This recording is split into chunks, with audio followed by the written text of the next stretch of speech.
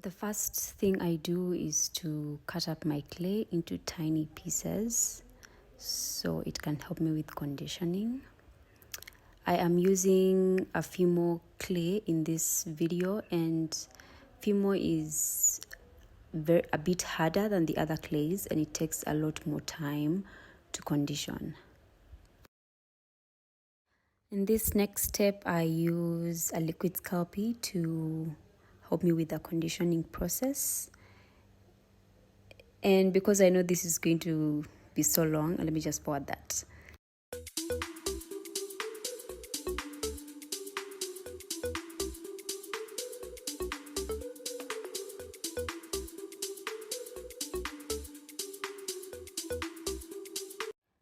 I go on and do this the second time because, as you can see, the clay is still not together. It's just tiny pieces crumbled up. I think this was the first time I got a block this solid. Before, it was just always too soft.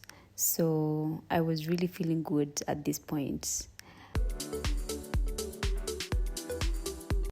The next thing I do is to cut slices of the clay so I can roll them out and flatten them out before I condition in the pasta machine. I prefer to put my clay on a piece of parchment paper or baking paper because it sometimes gets stuck on the tile, and that's hectic.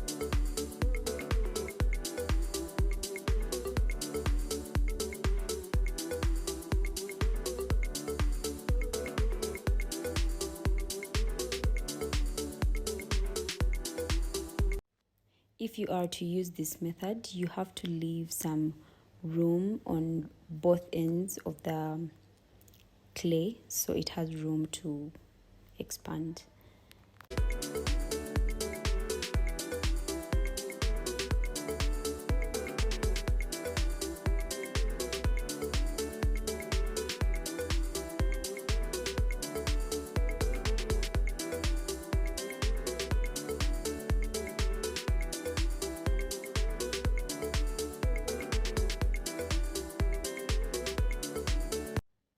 So now I'm going to get this clay and pass it through the machine a couple of times until I am convinced that it's properly conditioned, until the bubbles are out and everything looks completely flat and smooth.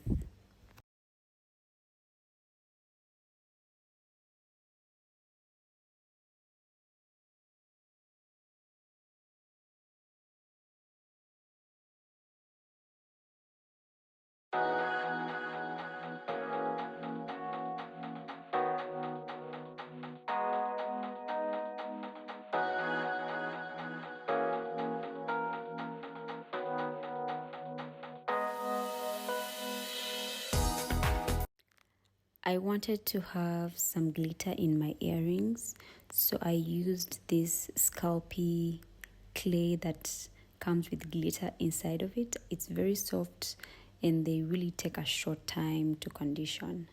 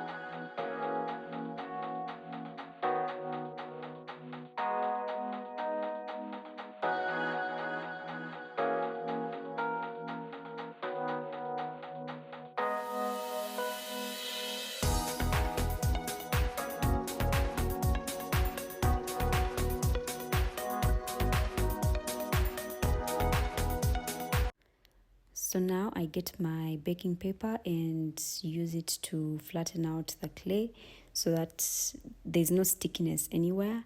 And then I pass this through the machine to make it flatter and to make it look like that. and then I make out my pieces. My hands are so powdery right now. I usually wear gloves for this, but I didn't have any gloves.